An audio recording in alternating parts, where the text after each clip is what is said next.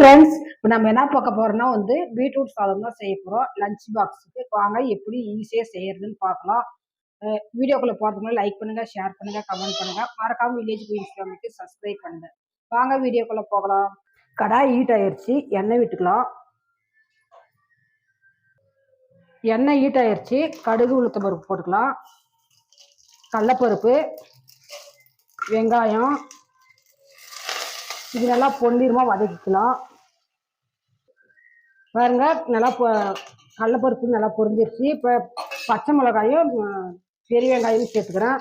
இதையும் நல்லா வதக்கி விட்டுக்கலாம். வெங்காயம் நல்லா வதங்கிருச்சு. இப்போ தேவையான அளவு உப்பு போட்டுக்கலாம். ஒரு அரை டேபிள் ஸ்பூன் உப்பு சால்ட்டு போட்டுக்கிறேன்.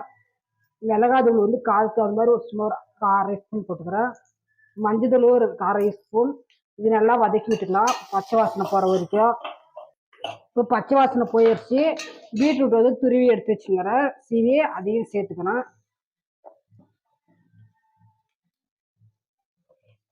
இது நல்லா கிளறி விட்டுக்கலாம். இதெல்லாம் வதக்கி விட்டுக்கினேன். இப்போ லைட்டாக தண்ணி நான் லைட்டாக ஆட் பண்ணிக்கிறேன். ஆட் பண்ணி அப்படியே மூடி போட்டு ஒரு 2 நிமிஷம் வேக விட்டுடலாம். மூடி போட்டு ஒரு 2 நிமிஷம் வேக விடலாம். இப்போ ஓப்பன் பண்ணி பார்த்தோம்னா 2 நிமிஷம் ஆயிடுச்சு. பாருங்க, நல்லா சூப்பராக வந்துருச்சு. அவ்வளோதாங்க. லாஸ்ட்டாக தேங்காய் துருவல் சேர்த்திடலாம்.